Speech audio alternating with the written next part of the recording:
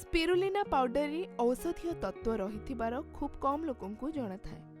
एहा एक natural powder देह पाई हितकारी होइथाए। स्पिरुलिना एक प्रकार आयुर्वेदिक औषध जहाँकि देह पाई हितकारी।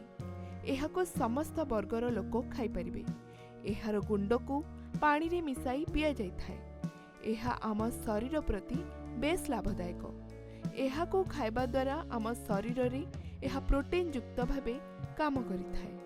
स्पिरुलिना जहाँकि बटिका भाबरे मध्य बाजार रे उपलब्ध हेउछि।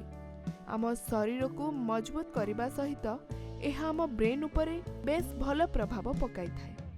स्मरण शक्ति को वृद्धि करिबारे साहाय्य करिथाए। मत्स्य एवं कृषि उद्योगी मानक पाई मध्य एहा जरूरी। नियमित स्पिरुलिना पाउडर सेवन करने द्वारा अनेक लाभ मिलिथाए। स्पिरुलिना रे 60 ରୁ 70% रो प्रोटीन रही थाए। स्पिरुलिना रे एंटीऑक्सीडेंट्स भली प्रोटीन थाए। एहा व्यतीत एथिरे vitamin B12, vitamin E, 20 calorie, iron भली अनेक प्रोटीन रहिछि। एथिरे डायबिटीज रोग को नियंत्रण करिबार शक्ति मध्य रहिछि। आजिकाली समय रे शरीर रो फिटनेस को नहीं समस्ते सचेतन रहउछन्ति। ओजन कम करिबार एहा एक प्रकारर सहज एवं सुरक्षित उपाय।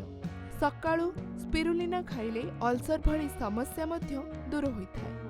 स्पिरुलिना रे प्रोटीन रहिबा सहित एमिनो एसिड मध्य रहिथाए। एथिरे विटामिन B रहिबा द्वारा ब्रेन ठीक भाबे फंक्शन करिबारे सहायता करे। एथिरो शरीर को आयरन भी मिलिथाए। स्पिरुलिना प्रत्येक समस्यारू बाहरिबार भल मार्ग अटे।